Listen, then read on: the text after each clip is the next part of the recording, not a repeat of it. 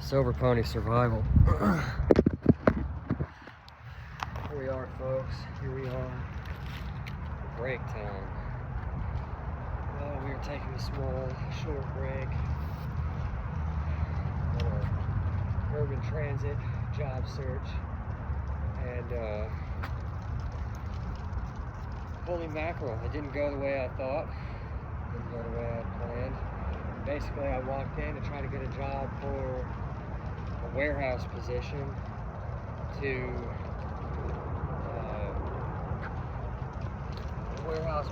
basically do a shipping and receiving position, but there was also going to be overhead crane operation, and they also needed forklift certification.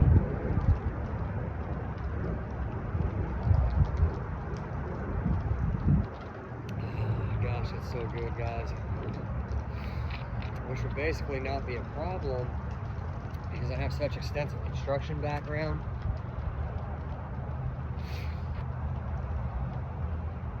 And I'm trying to show you guys how possible it is to be able to do things off a bike, to be able to run an operation off a bike, guys. Because if you end up on a bike, maybe I can show you guys it is not impossible to get yourself back up from a position like mine. All you got to do is locate a job. The only downside is that basically they want a clean drug test, and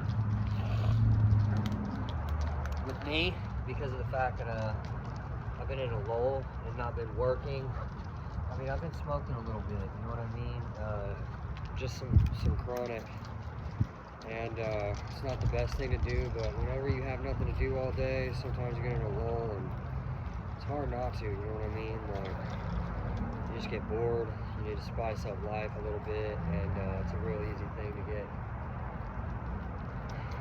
in a lull and do. So I don't know if I'm going to pass. They said that they needed a clean drug test, but I think the guy knew that I wasn't going to be able to pass the urinalysis test, which I'm going to explain to him, be like, I know that I could get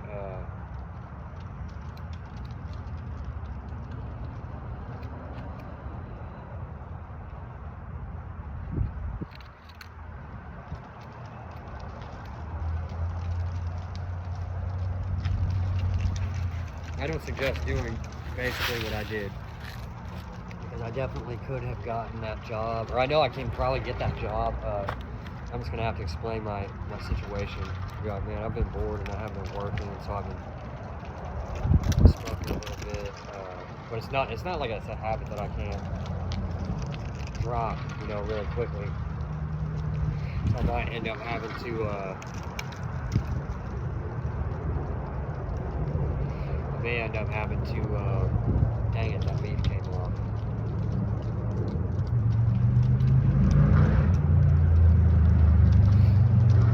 I may end up having to get my clear my system before I go and look for a job.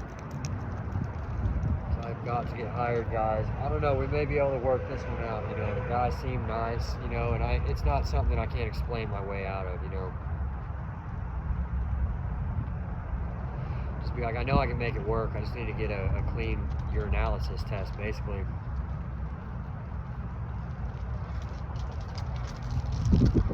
It's hard to get a job in construction, which really that one I don't know if I'm going to get anyways, just because of the fact that they said it was in North Tulsa, and I live in South Broken Arrow, so that's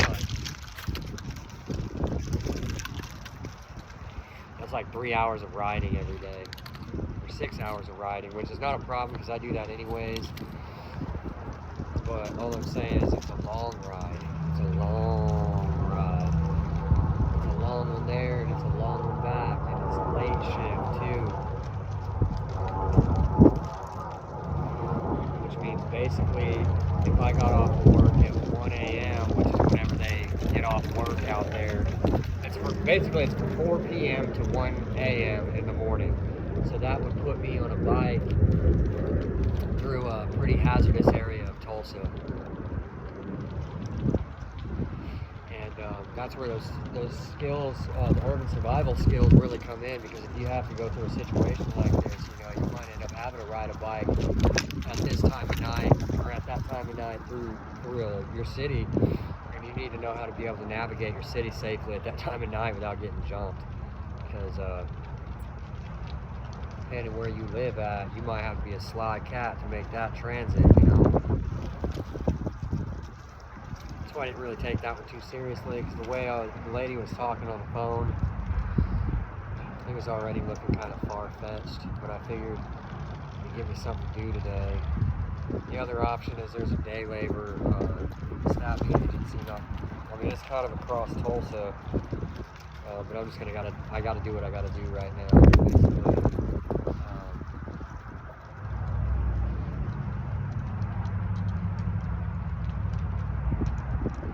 Basically,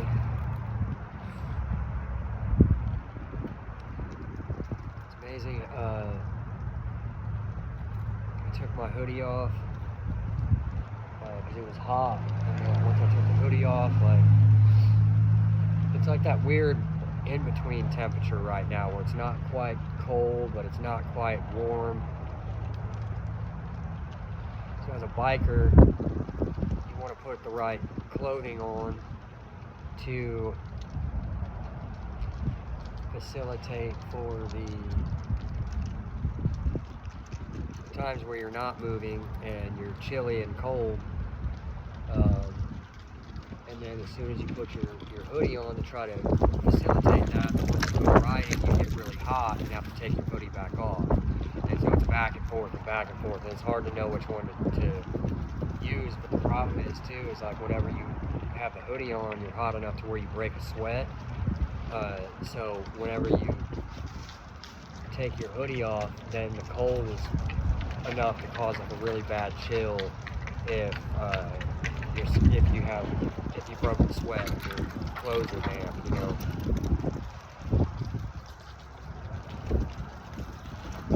I don't think I'm gonna get that job. I could. It'd be a real easy one. I don't know. We'll have to see how it goes. Because if they give me the green light on it and I get to go, then dang, my ass is gonna be pedaling to downtown Tulsa every day. North side Tulsa. It's way out there. It's out past the staffing agency, which is already way across Tulsa. The staffing agency is on the end of downtown, or on the edge of downtown, and basically the north side is on the other end of downtown. So it's like once you go through downtown, then you have to cross the downtown area into North Tulsa, basically. And North Tulsa is notorious for being a very crime-ridden area of Tulsa at 1 a.m. in the morning. I don't think that would be too hot of an idea. But I will tell y'all what's a hot idea. Look at this. Wowzers. Check it out. I found that earlier. And the cool thing about that, why you have to how to handle a situation like that when you find basically when you find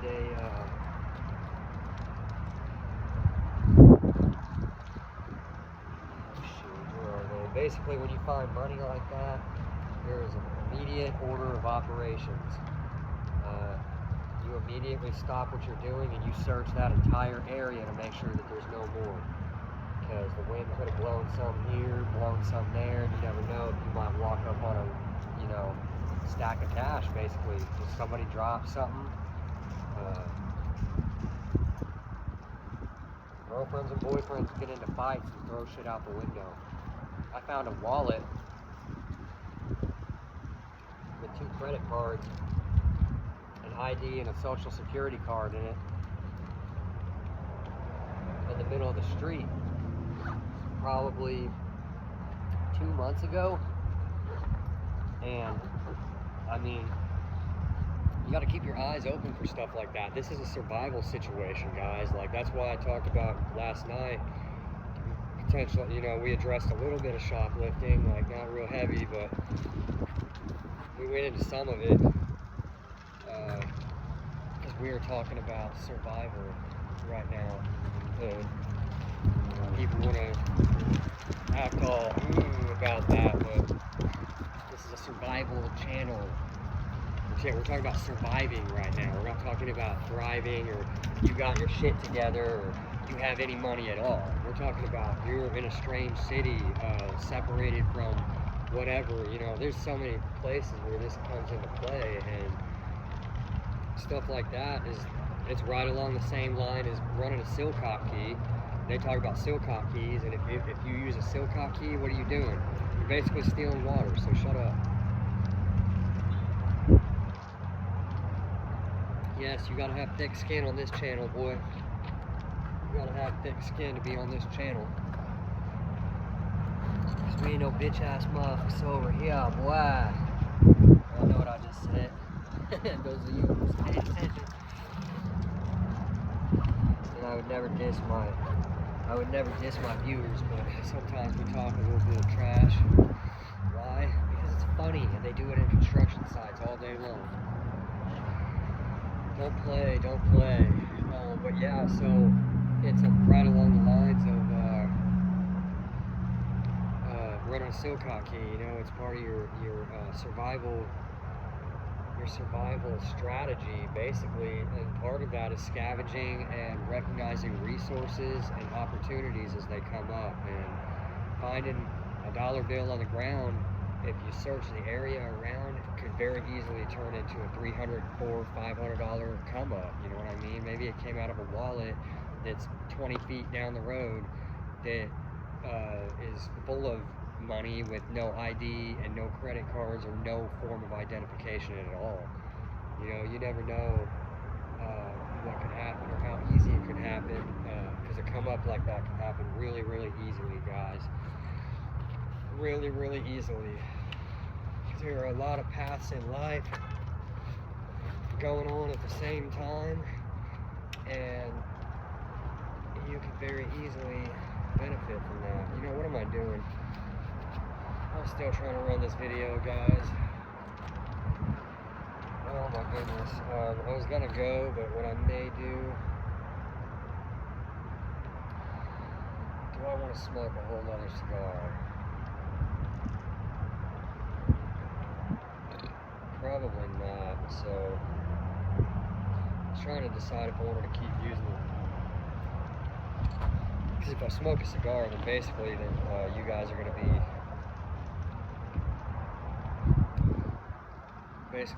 going to be right along with me.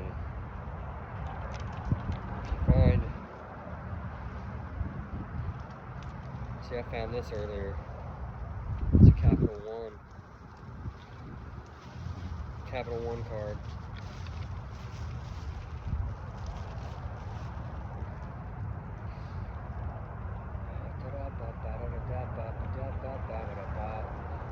Skibbity bop, skibbity bop. Okay, let's just do it. Whatever.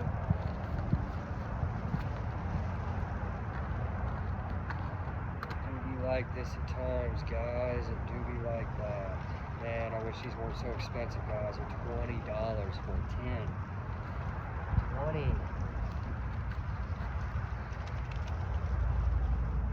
We did get run off of our, I didn't go out for our urban overnighter last night, so I'm going to get that to you guys tonight. My overnighter plans got ruined. I got home and I started feeling real shaky and kind of weird, and I needed to rest a little bit, guys. I did it again. Guys. I need to sharpen my knife. That's what that tells me.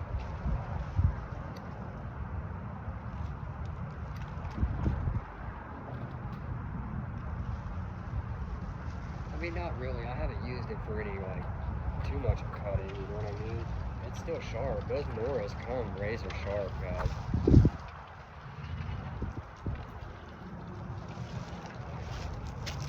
Razor sharp.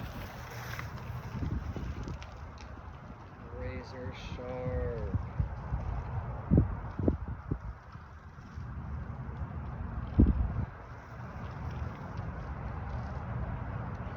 Dang, these are so good, guys.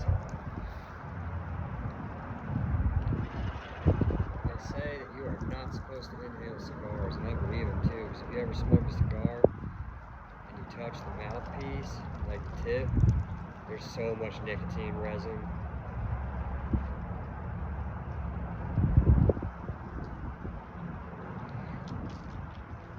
There is so much nicotine resin.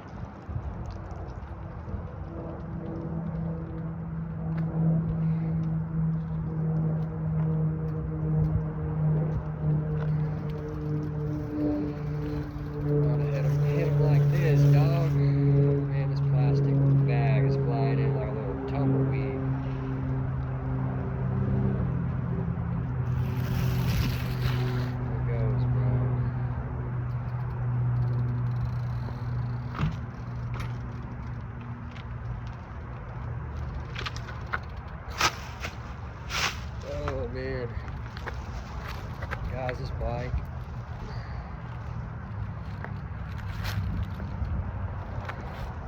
is amazing, ladies and gentlemen.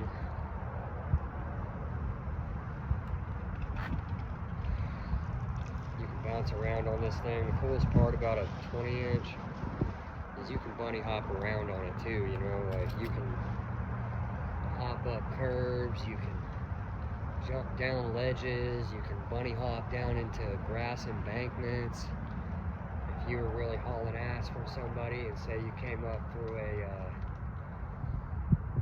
to a ledge drop that was, you know, chest high or whatever, you just go fast, you pull back on the handlebars before you go over the side, not real hard, just a little bit, and basically you just go right off the side of it, keep the bike level, and then brace for the impact. Whenever you land, just bend your knees and let the bike catch your fall. Trust the BMX to be there for you and do its job, and when you land, you just keep on coasting, bro. If somebody was chasing you on foot, they're gonna like have to stop and navigate that. You know, they're not gonna full sprint, run, and just jump. Maybe they would, you know, but all I'm saying is you could do it a lot faster.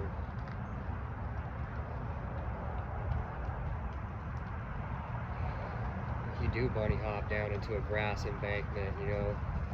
You could do a big ass grass embankment. One that's like 20 yards long from one parking lot to another parking lot. It's down below. There's plenty of places like that in my city where you could easily outrun somebody if like you made it to the edge of it and you just bunny hopped up on that curb, or bunny hopped up the curb and then angled the nose of your bike down, and then you just ride that transition down into the parking lot below, coast out of it, you know. If somebody's chasing you on foot, they're gonna have to slow down and navigate that. You can't run down a hill like that. You'll trip over your own legs and eat it. Face first, bruh. Face motherfucking first. I like it out here. I wish I had a graffiti can. Might throw up a little tag or two. You know what? I think we did just come up. See?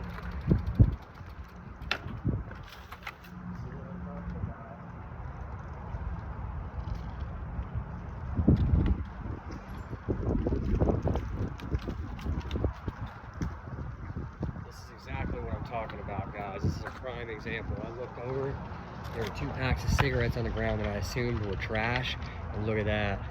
That was a full pack sitting over there. That was a full pack sitting over there. You smoke cigarettes, bro, that's money. Look at that, dude. And hey, check it out. Maybe you don't smoke cigarettes, but you run into somebody who does, you'll be like, hey, I'll sell you both these for $10.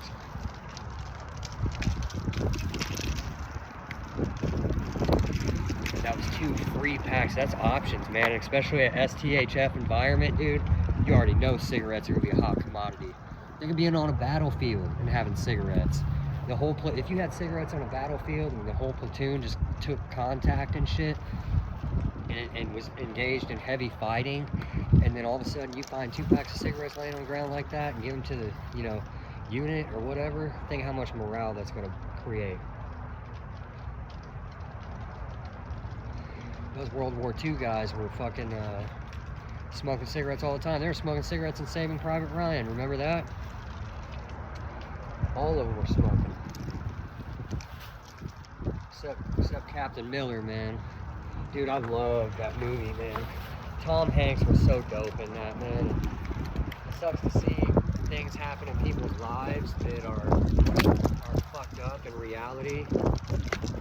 That's just the world we live in. I don't know the whole story surrounding all those situations, but you have to remember people for who they are and who they were, and understand that people make mistakes. Because I'm not going to get too far into that, actually. I'm going to drop that comment right there. See, that's the thing about being on these videos too, is basically you're broadcasting material out there, and there's no telling who could see these, you know what I mean? Maybe Tom Hanks is sitting there watching it right now and be like, man, I can't believe you said that. Yeah, I'm sorry, homie.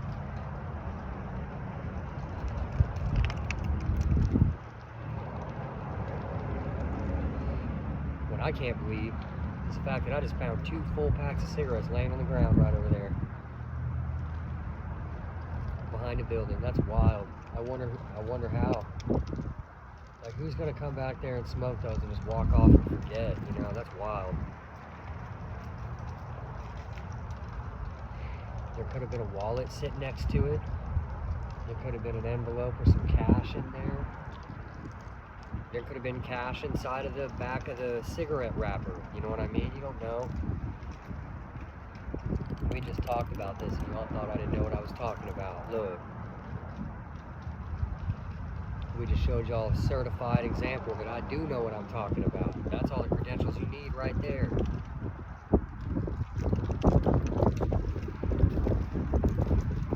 Now watch this. I'm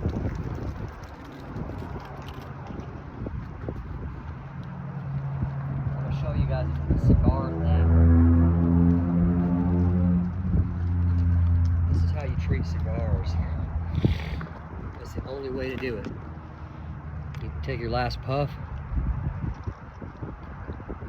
Say you're gonna put this thing out. Take out your multi-tool with your scissors, and you cut that cherry off.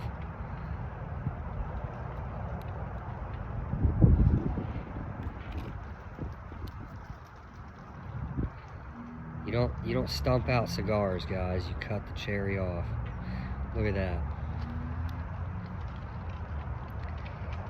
That way that cigar will taste brand new like it did the second time around. It might not. It's like microwaving a steak for your second time around. You know what I mean? You got to be more careful with it, because you can ruin the steak the second time around. The best way to cook a steak, or to reheat a steak that's already been cooked, is to re-sear it inside of a frying pan with some olive oil and butter for, you know, just a second, just to get that steak warm again. That way, you know, if it was a medium rare, you know, you don't cook it to a well done point. Well, it's the same type of concept with a cigar, and these scissors are important, guys. That's an important thing to have on a multi-tool. Isn't that cool? See, I have things I need for the reasons I need them. This really, we'll give you all a pocket dump real quick. Screw it. This is what I keep my spare cigars in, and you want to keep it inside of a clean one. Whenever they start getting dirty and nasty on the inside of there with ash, that's about the time you want to start tossing them, because otherwise they start getting ash on the outside of the cigar and they're all nasty. So if you have a clean bag like this, you can just roll it up in there, and if you're careful and you cut your cherries off, you shouldn't get a bunch of ash on the inside of there. Then you just seal it up, and it's like its own humidor, basically. Stuff this back inside there. back inside the backpack. And basically give you guys a quick pocket dump real quick of what I'm carrying right now, my EDC. So basically my EDC consists of my Mora 511 basic.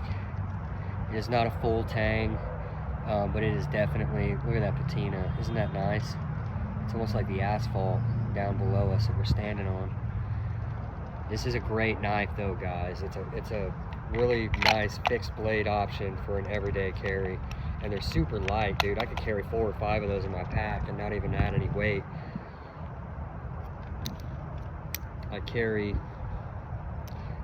my Gerbers. I really need to start carrying these in a pocket. Basically, I need to get a pouch for these so I can put this on my belt, because really that needs to ride on one side of my belt, like on the back left side, opposite of my knife. That way I have a multi-tool, or a knife and a multi-tool. But there's also, this is the Gerber suspension NXT, and it's got some nice tools on there. It's got a nice pocket knife on there. It's got I'm just gonna pull out some of the tools so you guys can see. It's got a pair of scissors, a bottle opener, a flathead screwdriver, really 2 flathead screwdrivers, and what else we got on there? Yeah, that's basically on that side. Oh, it's got a wire cutter. So I don't know if you guys know what this is, but see how there's like a blade, like a V-notch in the bottom of that, in the bottom of this guy here, the flathead screwdriver. There's a V-notch right there. Well, there's a blade in there, and you can cut cordage very easily off that thing. Wire, cordage, whatever. This has 2 different bottle openers on this. I don't know what this blade, little chisel blade, is for. And then I also have my scissors. That's on that side. On this side, they give you a Phillips head screwdriver. They give you a kind of an awl. I think that's what that is an awl. And then you also have a tape, or a little measuring, centimeter measuring. There's another flathead screwdriver, and then basically a file on the back of that. And then it comes with, of course, your pliers, and there is a wire cutter on there. So I'm gonna put that up real quick. What else do I have in my pockets? I have $1. Basically, we'll just call this cash, which I keep in my wallet, but I want to keep it on. I have my lighter with duct tape. I keep duct tape on the lighter, either duct tape or electrical tape, one of the 2. Ooh, there's another $1 in this pocket. Now I have $2. But basically, I have an extra lighter, which I shouldn't have in this pocket. I'm just accidentally doubled up. I've got my headphone case. I've got 3 selective hanks, or 3 different sizes of paracord. 1, 2 different sizes, and then I also have like a smaller loop that I can tie things up with if I need to attach things in my kit. I'll throw it back in my pocket. But basically, I'm going to end the video right there, guys, and I'll catch you guys on the next one. Silver Pony out.